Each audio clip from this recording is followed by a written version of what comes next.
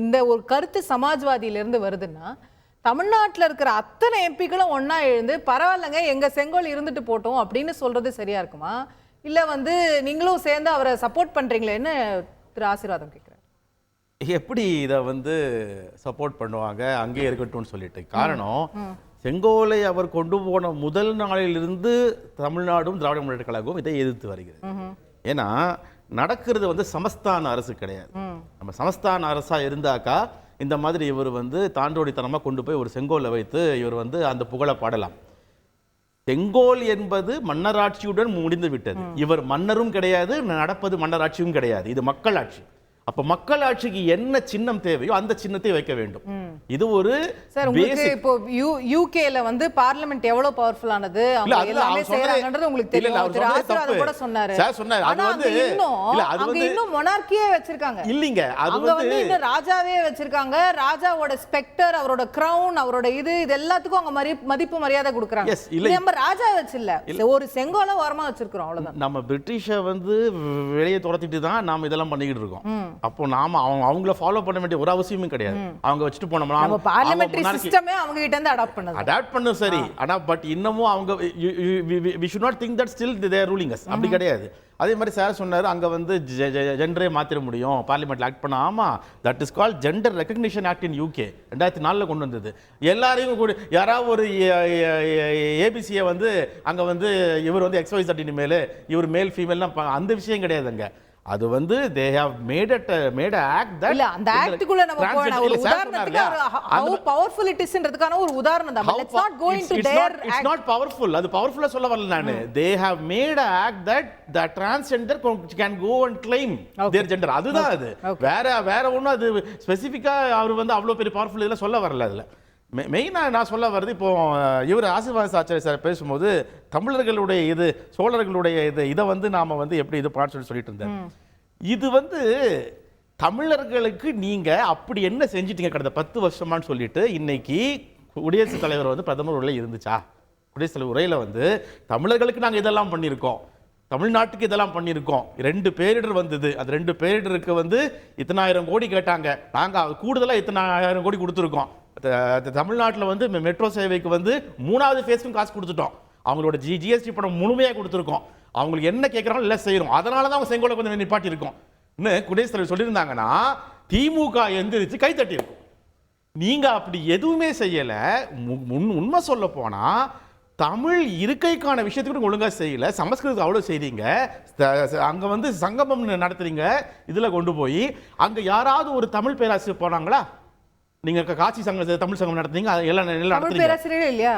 இல்ல எவ்வளவு பேர் போனாங்களே சார் தமிழ்நாட்டுல. சரி, ட்ரெயின் எல்லாம் விட்டாங்க. அவங்களுக்கு ட்ரெயின்ல 1000 பேர் கூட்டி போனாங்கல. அதுல எத்தனை பேர் தமிழ் பேராசிரியர், எத்தனை பேர் பேசுனாங்க, அங்க எத்தனை பேருக்கு நீங்க அந்த அங்கீகாரம் கொடுத்தீங்க? எல்லாத்தையும் முக்கியமா இவங்க குடியரசுத் தலைவர் 10 வருஷம் பெருமையை பேசினாங்க, அடுத்த 5 வருஷம் என்ன பண்ண சொல்லிட்டு இருந்தாங்க. இதை யாருமே குறிப்பிடல. இதை சமாஜ்வாதி எம்பி திசை திருப்பிட்டாரு சொல்லிட்டு அண்ணன் சொன்னாரு.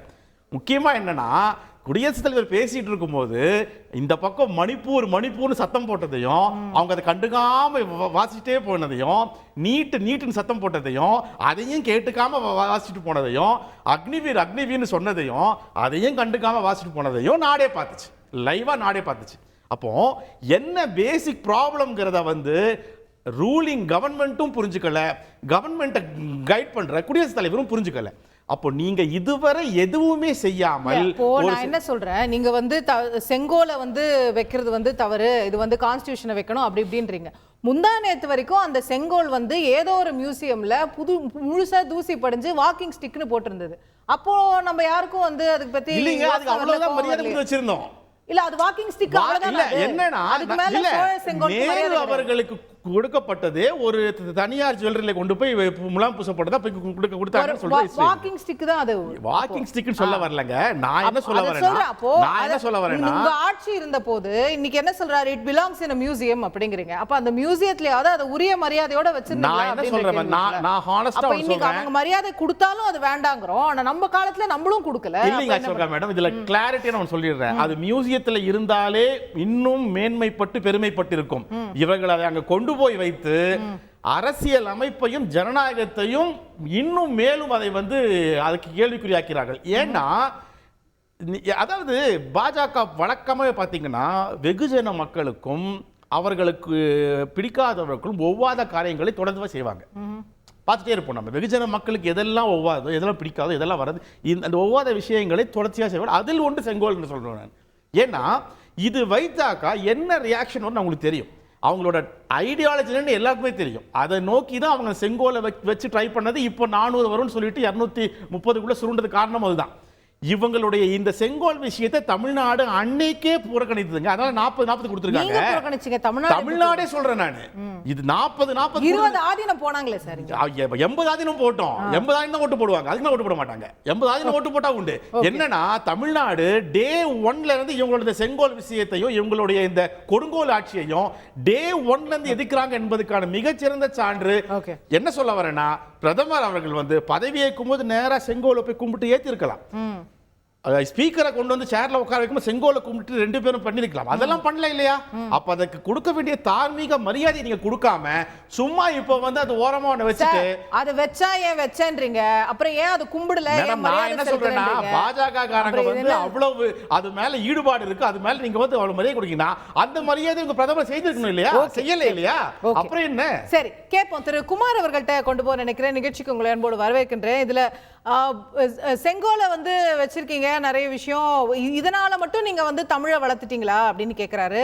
நீங்க செங்கோல் வச்சும் தமிழ்நாட்டுல உங்களுக்கு பூஜ்யம் தான் கிடைச்சிருக்கு, அப்ப மக்கள் இதை ஏத்துக்கல அப்படிங்கிறார். அவர் சொல்வாரு, ஆனால் தமிழ்நாட்டில இருந்து போனதுங்கிறதுக்காவது ஒரு போனஸ் கொடுத்துருக்கலாம்.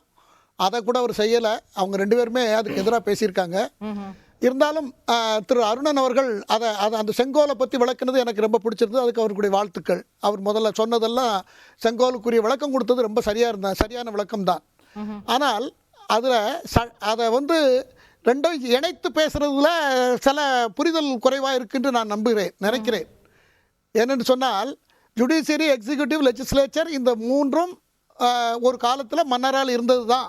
அதுக்கப்புறம் அது அரிஸ்டாட்டில் காலத்திலிருந்து வினையாற்றுதல், செயலாற்றுதல், நீதி வழங்குதல், இப்படி பல பரிமாணங்களாக பிரிந்து இப்போ நீதி தனியாக இருக்கட்டும். இப்போ இந்த செங்கோல் என்ன அதனுடைய தன்மை என்னன்னா, எந்த முறையான ஆட்சி உலகத்தில் இன்னைக்கு பல்வேறு வகையான ஆட்சி முறைகள் இருக்கிறது. மன்னர் ஆட்சி இருக்கிறது, மக்கள் ஆட்சி இருக்கிறது, எதேச்சதிகார ஆட்சி இருக்கிறது, இராணுவ ஆட்சி இருக்கிறது, கம்யூனிஸ்ட் ஆட்சி இருக்கிறது, இப்படி பல்வேறு ஆட்சிகள் இருந்தாலும் கூட ஆட்சியினுடைய செயலாற்றல் என்பது நீதியை சம்பந்தப்பட்டது. அந்த நீதியை சம்பந்தப்படுத்துற ஒரு விளக்கம் நம்ம தமிழ்நாட்டில் இருந்து போயிருக்கேன்னு இவங்க அதை ஒன்று புரிஞ்சுக்கிட்டு அதை இருக்காங்களா, புதியாம எதிர்க்காங்கிறது எனக்கு புரியவே இல்லை. தமிழ்நாட்டுக்கு ஒரு பெருமை கிடைக்கிறது, 2வது நீதி சம்பந்தமாக அது வைக்கப்பட்டிருக்கிறதுங்கிறத ஏன் இவங்க ஒப்புக்கொள்ள மறுக்கிறாங்க?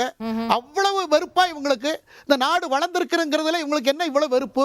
சுதந்திரம் கிடைச்ச அன்னைக்கு கருப்பு கொடி ஏற்ற சொன்னார் தந்தை பெரியார். செய்திகளை உடனுக்குடன் தெரிந்து கொள்ள உடனே சப்ஸ்கிரைப் பண்ணுங்க.